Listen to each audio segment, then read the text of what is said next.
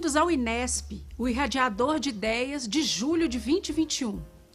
Quem pode legislar sobre direito penal e execução penal? O que Minas tem feito pelo sistema carcerário em nosso estado e também pela execução penal?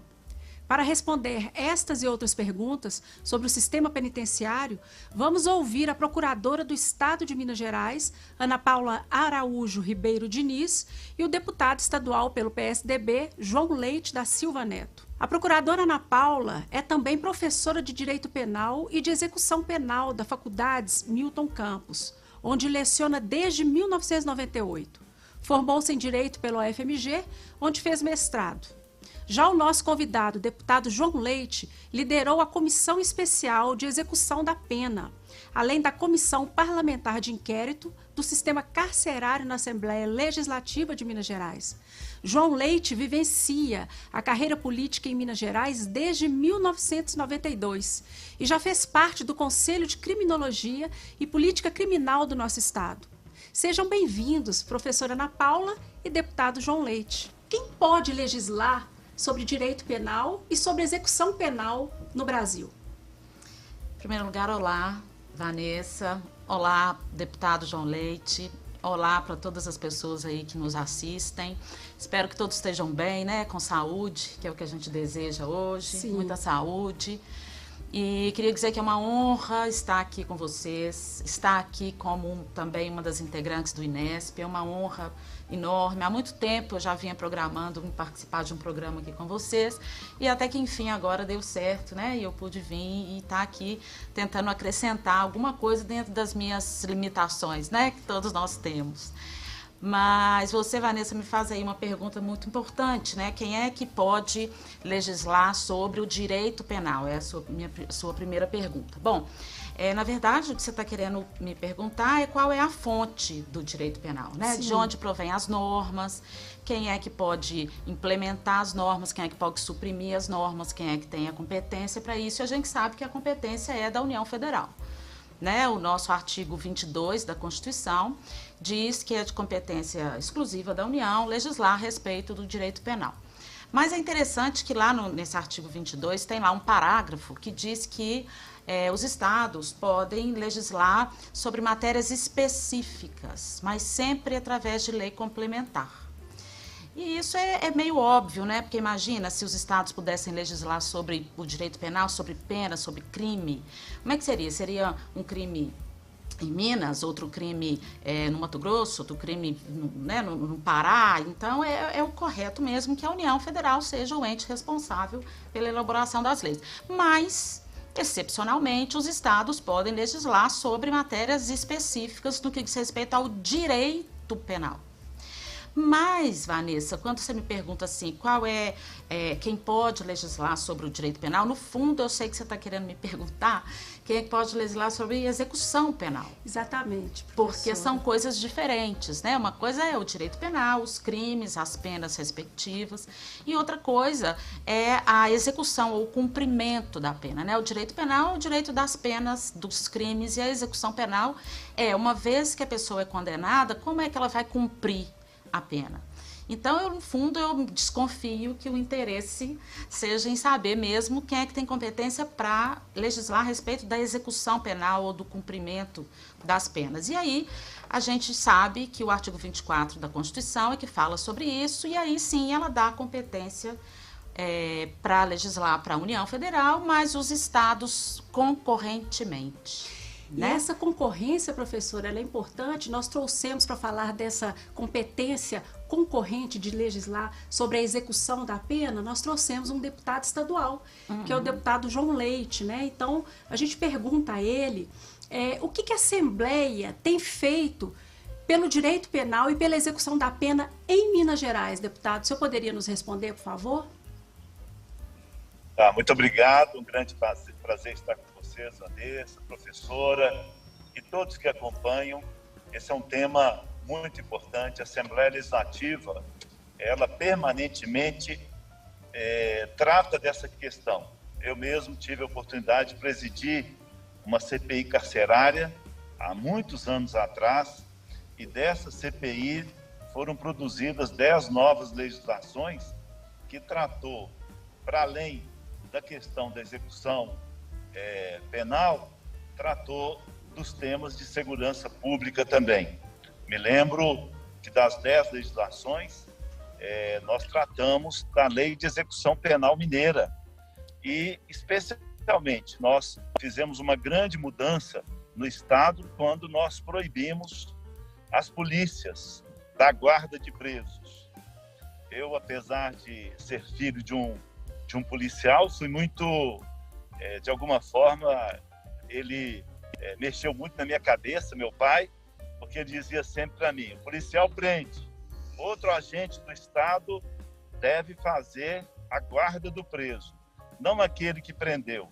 Então, nós demos um prazo para o governo do Estado retirar as polícias militar e civil da guarda de presos. E os agentes penitenciários, hoje chamados de policiais penais, deveriam fazer a guarda dos presos.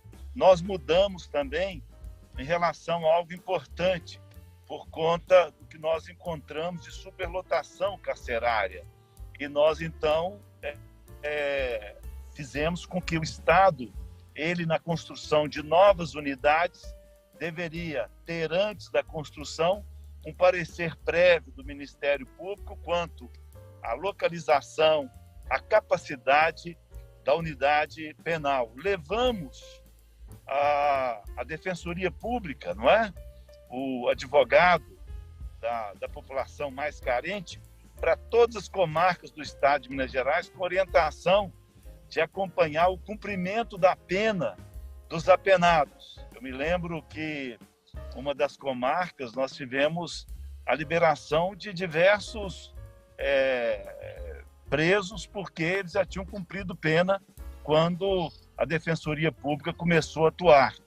Recomendamos a adoção, nós estamos falando de uma, vocês não tinham nem nascido ainda, de uma CPI de 1997, que também deu um parecer favorável à implantação de mais APACs em Minas Gerais para termos um cumprimento de pena. O nosso sonho, professora Vanessa e todos que me ouvem, era ter a possibilidade de ter um sistema de cumprimento de pena. Qual seria esse? Nos moldes do Sistema Único de Saúde, termos, dependendo da gravidade, um cumprimento municipal. O município teria condições da guarda daquele que cumprir uma pena mais leve, o Estado no outro nível, e o governo federal naqueles casos em que nós temos uma união para o crime, como o PCC e outras organizações criminosas. Então, como a professora disse muito bem, nós, por muitas vezes, nós temos medidas sendo feitas em mudança na Lei de Execução Penal Mineira. Gostaria de falar de uma outra legislação importante, que eu sou autor, é aquela que obriga a revista das visitas tem que ser feita para uma pessoa do mesmo sexo, da área da saúde, e da área da saúde, a pessoa do mesmo sexo. Nós tínhamos, naquela altura, a denúncia de muitas filhas de presos que passavam por revistas com o toque nas cavidades do corpo da menina, da criança, e nós, então, obrigamos que o Estado fizesse isso. Então, como a professora explicou bem, nós temos uma possibilidade grande de legislar concorrentemente na questão da execução penal e mesmo naquilo que está ligado à segurança das unidades, a maneira de acompanhar o cumprimento da pena dos presos, dos internos do sistema penitenciário. Eu fico feliz porque a APAC avançou muito. Nova Lima é uma referência, com o Dr. Juarez, e nós apoiamos sempre essas iniciativas que dêem oportunidade, que esse é o sonho, a recuperação daquele que, em algum momento da vida, cometeu um crime, um erro, mas que ele tenha a possibilidade da recuperação. E para essa recuperação, a família tem um papel fundamental e a maneira do cumprimento da pena também, como ressaltou a nossa professora. Então, deputado e professora, eu vou pedir licença a vocês e aos telespectadores para irmos para um breve intervalo. Já já estaremos de volta.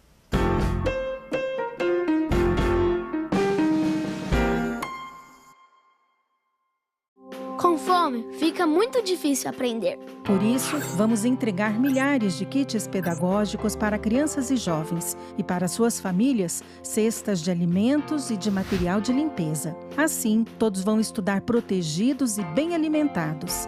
Não é fácil, mas com a sua ajuda é possível. Criança Nota 10. Proteger a infância é acreditar no futuro. Apoio TV Banqueta. Fundado em 1980, o Hospital Nossa Senhora de Lourdes é filantrópico e sem fins lucrativos. E hoje atende a mais de 110 mil habitantes de Nova Lima, Raposos e Rio Acima. O Hospital Nossa Senhora de Lourdes, eu me sinto como se eu estivesse em casa. Só tenho que agradecer, sou muito bem tratada. Aqui eu tenho eles como se fosse a minha família. O Hospital Nossa Senhora de Lourdes é o único da região responsável pelo atendimento aos usuários do SUS, nos casos clínicos e cirúrgicos de média complexidade. Possui pronto atendimento adulto e pediátrico com funcionamento 24 horas, contando com plantonistas da pediatria, clínica médica, cirurgia, ortopedia, obstetrícia e anestesiologia. E ainda conta com serviço de hemodiálise e um centro de tratamento intensivo. Hospital Nossa Senhora de Lourdes, humanidade, carinho e atenção à vida.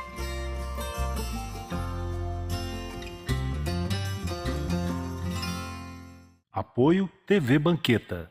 A CAP, Casa de Acolhida Padre Eustáquio, trabalha para que crianças, adolescentes e seus acompanhantes tenham amparo e estrutura durante a luta contra o câncer e doenças hematológicas até a sua cura. Com trabalho, empatia, compromisso e transparência, a CAP transforma necessidade em esperança. Faça a diferença na vida das crianças e adolescentes com câncer e doenças hematológicas. Faça parte desta história. Conheça pessoalmente o nosso trabalho. Apoio TV Banqueta.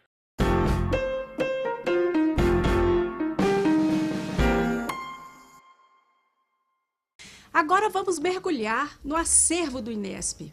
Doutor Juarez, que peça vamos apresentar hoje?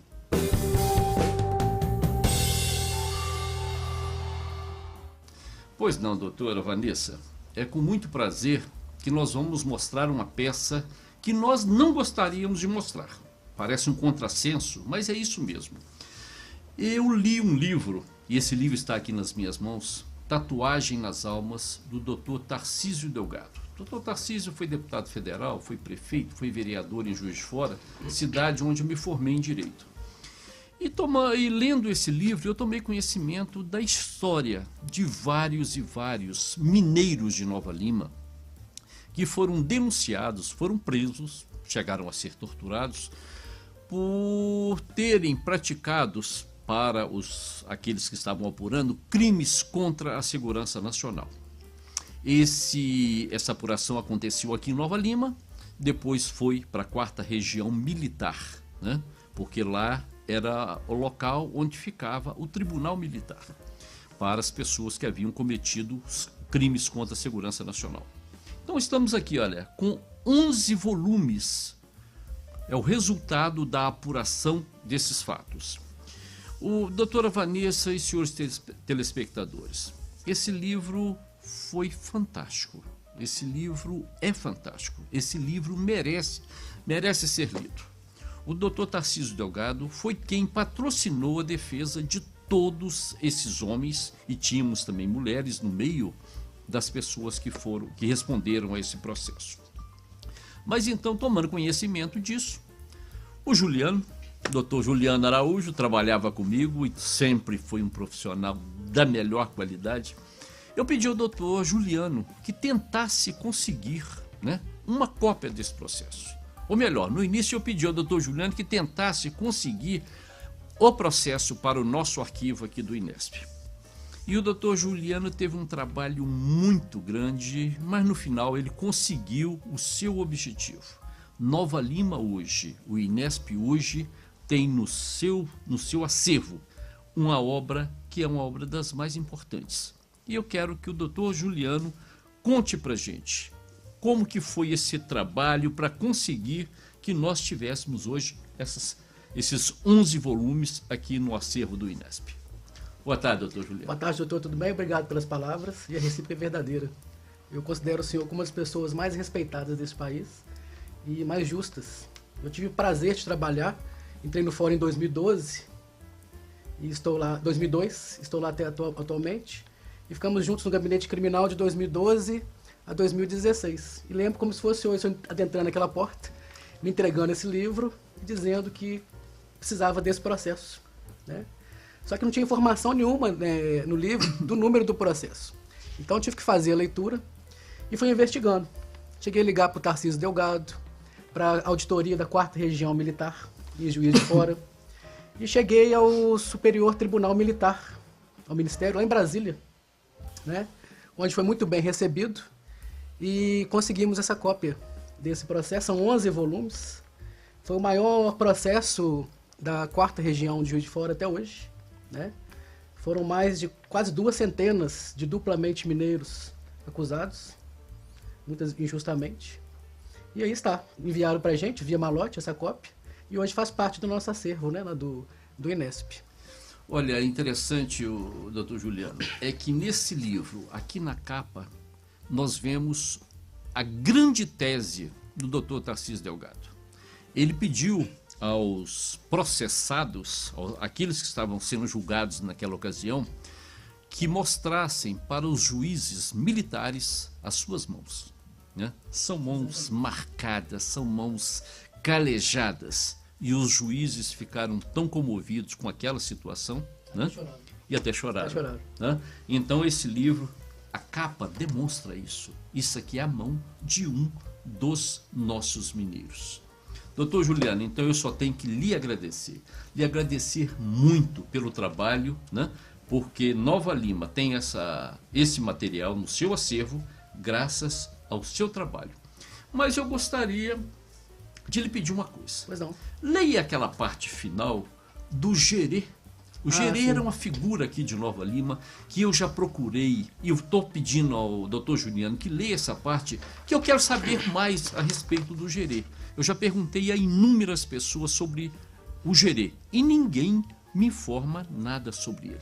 Leia pra gente, por gentileza. Se alguém tiver alguma notícia, né, Sim. do Gerê, algum parente, familiar ou amigo, né, que esteja vivo hoje, pudesse nos contar mais sobre ele. E nós temos aí, vai ser apresentado no final, o número do telefone do INESP. Sim. Se algum parente, algum conhecido tiver alguma informação a prestar, passe pra gente através desse número, por gentileza. Ele é chamado Jeremias Dias, né, com Gerê, o profeta, porque ele fazia adivinhações entre as pessoas. E na fase final do processo, quando todos foram absolvidos, né, o doutor Tarcísio foi ao encontro dele na praça, estava dormindo no banco da praça, em frente ao fórum atual hoje, Câmara Municipal, e ele disse: aqui, doutor, todo mundo está condenado desde que começa a trabalhar na mineração. Olhe bem para mim, veja as marcas físicas externas no meu corpo. As internas, mesmo físicas, o senhor não pode vê-las. Só exames médicos e os raios-x podem mostrá-las. Meu pai e a maioria daqui as tiveram no pulmão com a desgraça da silicose. Eu a tenho no coração. Outros carregam em vários órgãos do corpo, por força, por fora e por dentro. Todavia, as marcas mais profundas que duram gerações, doutor, ninguém pode ver. Elas são nódoas irremovíveis, como se fossem tatuagens na alma. Olha, fantástico isso, fantástico. Esse resumo que o Gerê faz, ele é muito profundo. E um homem que morreu no banco da praça principal de Nova Lima. E ele morreu um dia após ter contato com o doutor Tarcísio numa das visitas que ele fez a Nova Lima. Ele conversou com o Gerê num dia e no dia seguinte ele amanheceu morto nesse banco. Então, se algum parente, algum amigo, por gentileza, se existir, souber alguma coisa do Gerê, procure-nos. Olhe o nosso telefone e entre em contato conosco. Nós queremos conhecer mais sobre esse profeta, sobre esse filósofo de Nova Lima, Gerê. Muito obrigado, doutor Juliano. Eu agradeço, senhor doutor, pela árdua e nobre missão de conseguir esse processo. Gratificante.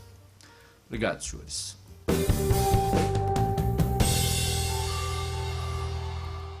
Voltando aos nossos entrevistados, pergunta a professora Ana Paula. A criação da PAC, o deputado falou muito da PAC, a criação da PAC em Nova Lima e em Minas Gerais é um exemplo da legislação concorrente? Sim, né? Porque a criação das APACs necessariamente teve que ser regulamentada através de lei, né?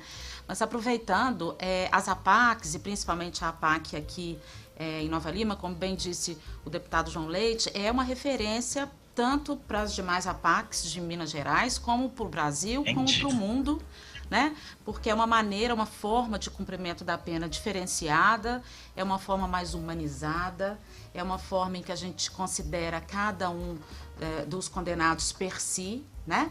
Eles não estão ali jogados atrás das grades, atrás das cercas elétricas, atrás dos muros, né? Eles são considerados pessoas recuperandas, né? Pessoas em recuperação, que praticaram sim um erro, um crime na vida, mas que merecem talvez uma segunda chance.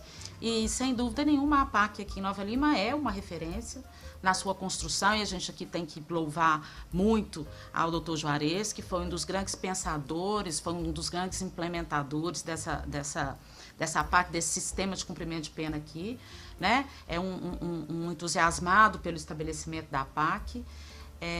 Então, sim, é um reflexo da competência concorrente para legislar, e é um sistema inovador, é um sistema importante, né? E é importante para Minas, é importante para o Brasil também. Em função disso, eu pergunto ao deputado o que ele nos diria sobre a questão da fé, da humanização das pessoas que estão cumprindo pena no sistema APAC.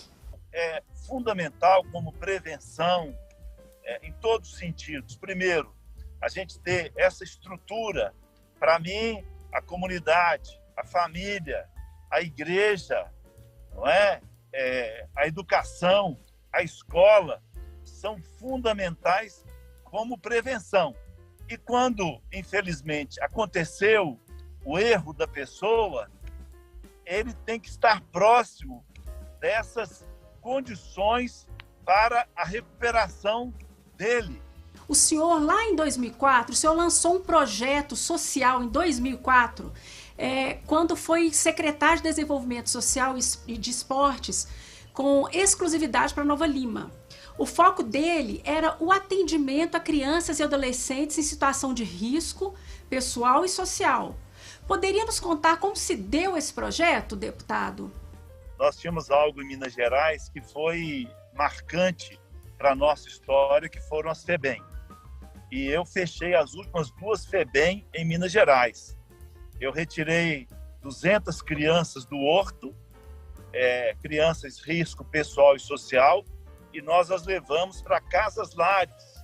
Em um mês, 50% das crianças encontraram sua referência familiar, para vermos como que essa é uma coisa complicada, não é? Nós, muitas vezes, impedimos as nossas crianças, os nossos jovens, de ter uma vida saudável em todos os sentidos. Em 2004, o senhor, como secretário de Desenvolvimento Social e Esportes do Estado de Minas Gerais, o senhor doou um prédio, que era o prédio da FEBEM, para Nova Lima, para que o projeto com as crianças e com os adolescentes fosse implementado neste prédio. O senhor sabia que o prédio está lamentavelmente abandonado? Uma edificação do Estado deveria servir ao município, servir às crianças, a pessoas, não é, em risco pessoal e social, e por isso que eu fiz essa transferência para o município. E, lamentavelmente, hoje, então, vermos abandonado é uma pena. A doação, deputado, se referia a um terreno de 8.209 metros quadrados, e essa edificação, vocês estão vendo aí na tela, o estado em que ela se encontra. Seria bom que nós conseguíssemos recuperar esse prédio e trazer novamente projetos sociais que possam impedir que crianças, adolescentes ingressem no mundo do crime, porque eles serão acompanhados socialmente pela população e o direito legislativo estadual pode fazer isso, o deputado já fez, e a gente gostaria de repetir isso em Nova Lima, professora. Professora, do ponto de vista acadêmico, qual o impacto de um projeto desses na lei de execução penal? Esse impacto desse tipo de projeto é enorme, é importantíssimo, porque a gente sabe que a pena, né, no Brasil e no mundo tem várias funções, né? Tem a função de retribuição, tem a função de ressocialização, mas tem principalmente a função de prevenção. Eu acho que um projeto desse tipo, desse calibre, né, esse projeto que tem essa preocupação de acolher, de proteger essas pessoas em situação de risco, vão acabar, ao fim, né, por evitar que os crimes ocorram. E, na verdade, é o que a gente quer, é o que a sociedade pretende, né? Porque depois que o crime já é praticado, por mais que a pena possa retribuir, ela não deixa de ter um caráter retributivo, mas o mais importante é que o crime não ocorra. Se a gente pode atuar antes que o crime ocorra, melhor para todo mundo, melhor para a sociedade, melhor para o próprio condenado. E é isso que a gente deseja. Então é um projeto muito importante, é um projeto louvável, um projeto interessante, e é uma pena que o local aqui em Nova Lima esteja da forma que está, tomara que ele seja recuperado. Né? Assim como os recuperandos, né? Assim como os recuperando. Chegou a hora de mais um intervalo, não saia daí.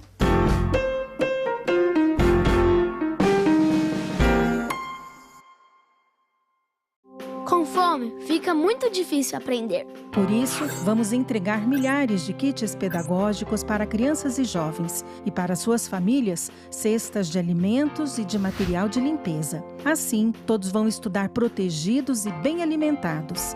Não é fácil, mas com a sua ajuda é possível. Criança Nota 10. Proteger a infância é acreditar no futuro. Apoio TV Banqueta. Fundado em 1980, o Hospital Nossa Senhora de Lourdes é filantrópico e sem fins lucrativos. E hoje atende a mais de 110 mil habitantes de Nova Lima, Raposos e Rio Acima. O Hospital Nossa Senhora de Lourdes, eu me sinto como se eu estivesse em casa. Só tenho que agradecer, sou muito bem tratada. Aqui eu tenho eles como se fosse a minha família. O Hospital Nossa Senhora de Lourdes é o único da região responsável pelo atendimento aos usuários do SUS, nos casos clínicos e cirúrgicos de média complexidade. Possui pronto atendimento adulto e pediátrico com funcionamento 24 horas, contando com plantonistas da pediatria, clínica médica, cirurgia, ortopedia, obstetrícia e anestesiologia. E ainda conta com serviço de hemodiálise e um centro de tratamento intensivo. Hospital Nossa Senhora de Lourdes, humanidade, carinho e atenção à vida.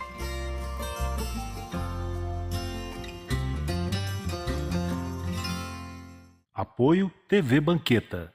A CAP, Casa de Acolhida Padre Eustáquio, trabalha para que crianças, adolescentes e seus acompanhantes tenham amparo e estrutura durante a luta contra o câncer e doenças hematológicas até a sua cura. Com trabalho, empatia, compromisso e transparência, a CAP transforma necessidade em esperança. Faça a diferença na vida das crianças e adolescentes com câncer e doenças hematológicas. Faça parte desta história. Conheça pessoalmente o nosso trabalho. Apoio TV Banqueta.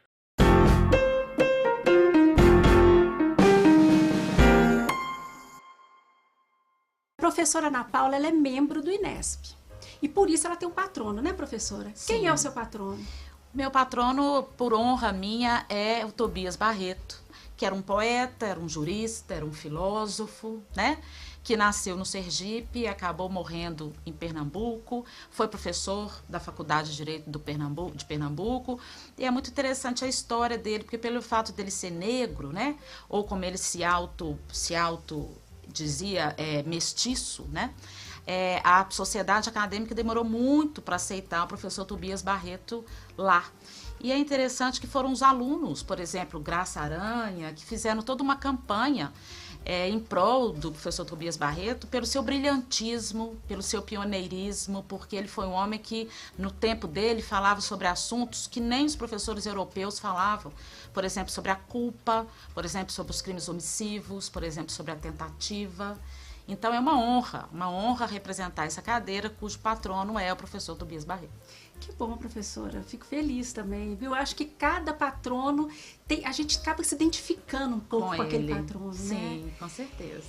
Agora, voltando à nossa pergunta, à questão da lei da execução penal, A lei da execução penal federal é uma, a execução penal estadual é outra. E qual a principal diferença entre elas, professora? A lei de execução penal federal, né, é a lei que regulamenta o cumprimento das penas em todo o Brasil. Né? Isso serve desde do norte até o sul, leste, oeste do nosso país. As leis de execução penal estaduais são aquelas que dizem respeito às características do Estado, ao cumprimento das penas naquele Estado, as especificidades do Estado. Por exemplo, cada Estado regulamenta a visita íntima de uma forma diferente. Minas Gerais tem a sua forma de regulamentar, de permitir, de autorizar. O deputado João Leite, inclusive, nos explicou, né, que ele fez uma modificação nessa visita, né, não nas íntimas, mas na visitação dentro dos... Na verdade, salvo engano, o que o deputado disse é a respeito da revista íntima, né? Toda pessoa que vai visitar um presídio tem que passar por uma revista para ver se ela não leva consigo instrumentos, materiais que são proibidos. Do que eu me referi agora é a visita íntima, é o direito, por exemplo, do preso passar uma noite com a sua companheira, com a sua esposa, né? E cada estado prevê uma forma de visita íntima diferente. Tem estados que autorizam, tem estados que não autorizam. Então, a lei federal, ela vê isso de uma forma geral, de uma forma genérica, enquanto que as leis dos estados, as leis de execução penal estaduais, dizem mais respeito às especificidades, aos interesses de cada estado. Professora, teve uma época que a senhora fez um estudo junto com a Faculdade Milton Campos, não fez? Sobre a lei de execução penal e encaminhar esse estudo para Brasília, não foi isso? Exatamente, foi... O que aconteceu, assim? Qual foi o desdobramento desse estudo? É porque a Lei de Execução Penal Federal é de 1984, né? É claro que algumas reformas foram feitas, algumas ampliações foram dadas, mas ela é de 1984. Então, existia a necessidade de que essa lei fosse reformada, fosse ampliada. E aí nós fizemos uma comissão aqui em Minas Gerais, formada por professores, por advogados, por juristas, por juízes, por desembargadores, pelo doutor Juarez, né? E eu tive a honra de participar dessa comissão quando a gente redigiu toda a Lei de Execução Penal novamente, colocando ali algumas sugestões para que num eventual projeto de nova lei de execução penal, aquelas sugestões de Minas Gerais fossem consideradas, né, quando da formação de uma nova legislação. Infelizmente, isso foi levado ao Senado Federal, mas o projeto não andou, né, não foi para frente. A gente sabe das dificuldades de modificar uma legislação desse tamanho, né, e dessa importância, mas infelizmente ela não prosperou. Mas é por isso que nós estamos aqui hoje com o Inesp, o Irradiador de Ideias, justamente para trazer essas ideias, fomentar novas ideias e conseguir modificar alguma coisa em prol da sociedade, né? Deputado, hoje em Minas Gerais, o que a Assembleia tem feito em benefício do sistema penitenciário? Tem algum exemplo? As comissões trabalham permanentemente na Assembleia Legislativa e tem a responsabilidade de acompanhar o sistema penal, socioeducativo, a Comissão de Segurança Pública da Assembleia Legislativa. Hoje mesmo tratamos de um tema na comissão, que é a cogestão do sistema socioeducativo no estado de Minas Gerais, uma preocupação da Comissão de Segurança Pública, porque nós, muitas vezes, temos algumas coisas que estão ligadas ao sistema socioeducativo, são adolescentes, mas temos muitos adolescentes utilizados por maiores que, de alguma forma, fazem esses adolescentes ingressarem em organizações. Então, é sempre a preocupação do Estado ter o controle disso. É claro que uma forma, não é, das entidades participarem é muito importante, mas nós devemos ter a presença do Estado sempre em relação a isso. E temos a Comissão de Direitos Humanos da Assembleia Legislativa, muito atuante, acompanhando sempre, fiscalizando sempre o cumprimento das penas, não é? E fiscalizando também como está acontecendo o papel permanente dessas duas comissões na Assembleia Legislativa. É hora de homenagear, e o escolhido é o ex-ministro da Agricultura, Alisson Paulinelli, mineiro de Bambuí, indicado ao Prêmio Nobel da Paz de 2021. A indicação ao prêmio se deu por sua relevante atuação ao longo de sua vida em prol da agricultura em nosso país, o que possibilitou a expansão de um dos ramos mais promissores no mundo, o agronegócio. Qual o sentimento por ser indicado ao Prêmio Nobel da Paz? Olha, com muita alegria e muita emoção. Quero dizer que foi uma iniciativa que surgiu dos meus companheiros de trabalho. Ela foi muito bem recebida onde nós estávamos e ali começou já uma movimentação muito grande. O que eu quero dizer, e para mim é principal, é que eu sinto que esse prêmio não é um prêmio para mim, eu sou apenas um representante. Esse prêmio é para o Brasil. Quem merece são os produtores que aceitaram a nossa proposta de provocar mudanças. Eles aceitaram as mudanças. Quem merece são os nossos cientistas que criaram as inovações, são os nossos extensionistas que levaram essas inovações ao campo e fizeram com que o produtor fosse capaz de aceitá-las. São os técnicos que nos ajudaram a montar um projeto de política pública tão agressivo na década de 70 e nos ajudaram a realizar. Tudo isso eu entendo que é necessário ser reverenciado. Como são tantos, é o Brasil que vai receber. A honraria será do Brasil. Parabéns, Dr. Alisson Paulinelli, por sua contribuição e receba os aplausos do INESP em sinal de estima e respeito. Deputado, muito obrigada por sua participação no nosso programa nesse mês de julho. É uma honra tê-lo aqui, viu? Eu que agradeço, muito obrigado pela oportunidade, parabéns por esse trabalho tão importante. Alegria estar com a professora Ana Paula também, né? A gente ter uma aula gratuita assim, é muito legal, né? Muito obrigado, que continue esse sucesso, e é minha responsabilidade fiscalizar a questão da doação do prédio do Estado. Agora farei isso e responderei a vocês. Professora Ana Paula, muito obrigada por sua presença, é sempre uma honra, e sua cadeira é cativa aqui, com todos os membros do INESP, né? Eu é que agradeço, a honra foi toda minha, é uma satisfação fazer parte do INESP, uma satisfação poder colaborar. Podem sempre contar comigo, estou aí à disposição. Obrigada a todos, aguardamos vocês em agosto. Até lá!